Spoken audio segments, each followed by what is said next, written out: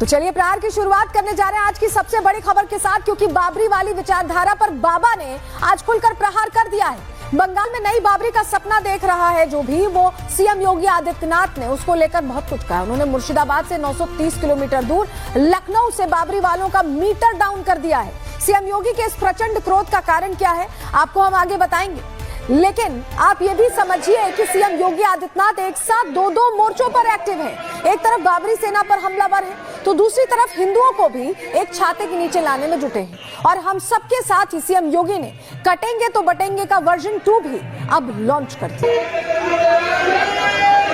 याद रखना, सनातन कमजोर होगा तो देश कमजोर होगा, देश कमजोर होगा तो सनातन के सामने अस्तित्व का संकट खड़ा होगा। जाति, क्षेत्र और भाषा उसके सामने कोई मायने नहीं रखेगी। इन नेताओं के बहकावे में आने की आवश्यकता नहीं, बढ़ने की आवश्यकता नहीं। ये जो जाति के नाम पर बांटना चाहते हैं ना, आपको तमाम प्रकार के वादों में बांटना चाहते हैं, इस बहकावे भूल से भी मत आना, क्योंकि देश का दुश्मन आंखें लगाए बैठा है। आप बंट गए तो फिर कटने के रास्ते भी खोल जाएंगे। तो सुना आपने योगी आदित्यनाथ क्या कह रहे हैं। उन्होंने हिंदुओं को जागृत करने का प्रण लिया है और उसको लेकर उनकी तरफ से बड़ी बातें कही गई हैं। क्या कुछ कहा है सीएम योगी आदित्यनाथ ने, चलिए आपके सामने जानकारी ग्राफिक्स के जरिए रखते हैं, आपको बताते हैं। देखिए, हिंदू समाज एकजुट और जागरूक रहे, ये योगी आदित्यनाथ ने सीधी अपील की है। उन्होंने कहा कि हम बढ़ गए तो कटने का रास्ता खुल जाएगा।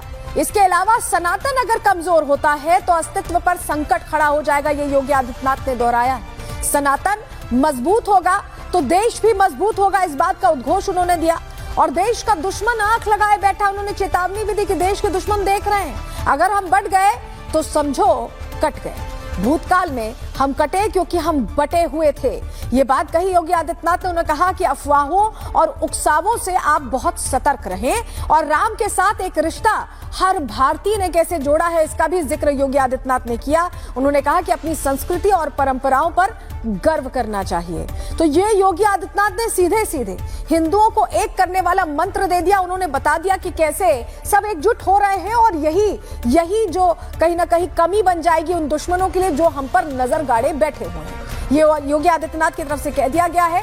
लेकिन योगी ऐसा क्यों कह रहे हैं, हम आपको जरा तस्वीरों के जरिए बताते हैं। देखिए, छोटे ओवैसी यूपी को बांटने की राजनीति में लगे हुए हैं। कल ही हमने आपको प्रहार में बताया था उन्होंने योगी को कैसे सीधा चैलेंज किया है। वहीं इटावा के मौलाना जर्जिस का अब यूपी में मन ही नहीं लगता, वो बंगाल जाकर बसना चाहते हैं, क्योंकि योगी राज में यूपी में नफरत की, दंगे की कोई जगह नहीं है। और ये मौलाना यूपी में यही करना चाहते हैं, पर वो अपनी मनमर्जी चला नहीं पा रहे। और यही वजह है कि सीएम योगी अब हिंदुओं विरोधी जो ताकतें हैं उन्हें हिंदू विरोधी ताकतों से बचाने के लिए एकजुट करने में लगे हुए हैं। पहले आप जरा सुन लीजिए इन्हें।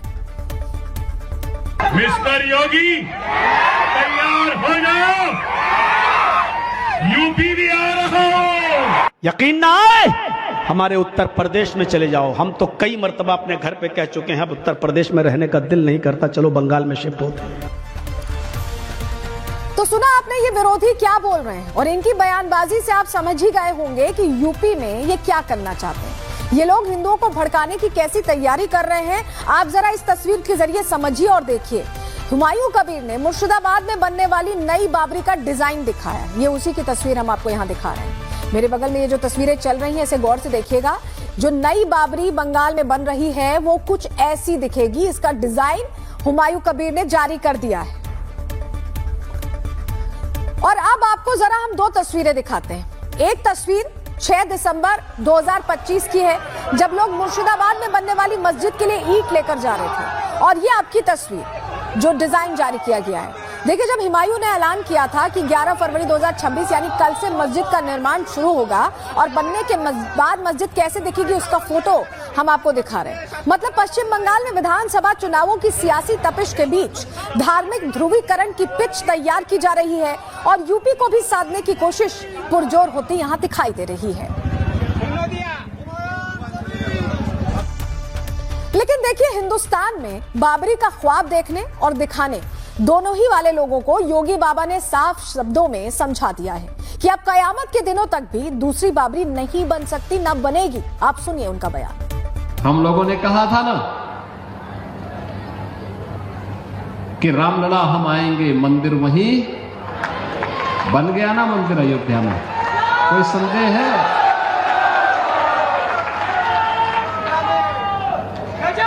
कोई संदेह है? और हम आज फिर इस बात को कह रहे हैं कि कयामत के दिन तक भी कभी, कयामत का दिन तो कभी आना ही नहीं है, और इसलिए बाबरी ढांचे का पुनर्निर्माण कभी होना ही नहीं है। जो कयामत के दिन आने का सपना देख रहे हैं, ऐसे ही सड़गल जाएंगे, कभी वो दिन आने वाला नहीं है। इन लोगों के लिए अब कोई जगह नहीं। और जो लोग अभी सपना देख रहे हैं बाबरी ढांचे का, तो उनको हम भी ये बता देना चाहते हैं कि कयामत का दिन कभी नहीं आने वाला है और कभी नहीं आएगा। इस बीच आपको बताएं कि बाबरी वाले बयान पर अखिलेश यादव कह रहे हैं, क्या रिएक्शन उनका आया है, बड़ी खबर आपको बता रहे हैं। कयामत उर्दू का शब्द है, इस्तेमाल ना करें। अखिलेश कह रहे हैं कि जो सीएम उर्दू के खिलाफ थे वो कयामत की बात कर रहे हैं। कुर्सी जाने के डर से सीएम सांप्रदायिक हो गए। अखिलेश यादव की तरफ से ये बयान आया, सुनिए जरा क्या कह रहे हैं। उनसे कहो कयामत उर्दू मत इस्तेमाल करो। जो मुख्यमंत्री उर्दू के खिलाफ था वो कयामत की बात कर रहा है। अरे कयामत के अलावा कोई दूसरा शब्द इस्तेमाल करो। फिर कहता हूं मैं आपसे, जब मुख्यमंत्री घिर जाते हैं, बीजेपी कमजोर हो जाती है, उनकी कुर्सी जाने का डर बढ़ जाता है, तो क्या करते हैं? कम्युनल हो जाते हैं।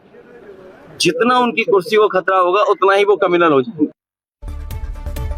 तो देखिए, इस तरीके से बंगाल के जरिए यूपी को टारगेट करने की कोशिश की जा रही है, लेकिन योगी सतर्क और हिंदू संगठनों ने इसे रोकने की पूरी तैयारी कर ली है। मुर्शिदाबाद में बनने वाली बाबरी को गिराने के लिए हिंदू संगठनों ने मोर्चा खोल दिया है और वो चलो मुर्शिदाबाद यात्रा पर निकल चुके हैं। तो जंग तेज हो रही है। आप तस्वीरों में देख रहे हैं कैसे हिंदू संगठनों की गाड़ियां सनातन को बचाने के लिए रफ्तार भर रही हैं। आप तस्वीर जरा देखिए, दो तस्वीरें हम आपको दिखा रहे हैं। एक तरफ ये कहा जा रहा है कि हुमायूं आएंगे, बाबरी फिर से गिराएंगे, ये पोस्टर्स लगे हुए हैं। दूसरी तरफ आप देखिए, हिंदू संगठन गाड़ियों में अब रवाना हो चुके हैं मुर्शिदाबाद की तरफ।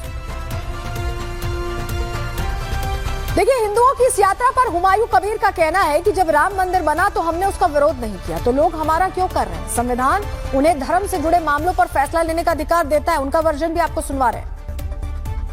আমরা যখন রাম মন্দির হয়েছিল, আমরা ভারতবর্ষের মুসলমান কেউ তার বিরোধিতা করিনি। যখন বহরমপুরে রাম মন্দিরের শিলান্যাস হচ্ছে, আমরা কেউ বিরোধিতা করিনি। আমাদের মসজিদ করার অধিকার আছে। আমার পুত্র সন্তান হলে তার কি নাম রাখবো সে নাম রাখার অধিকার সংবিধান আমাকে দিয়েছে। সেই সংবিধানকে সম্মান জানিয়ে ভারতবর্ষের নাগরিক হিসাবে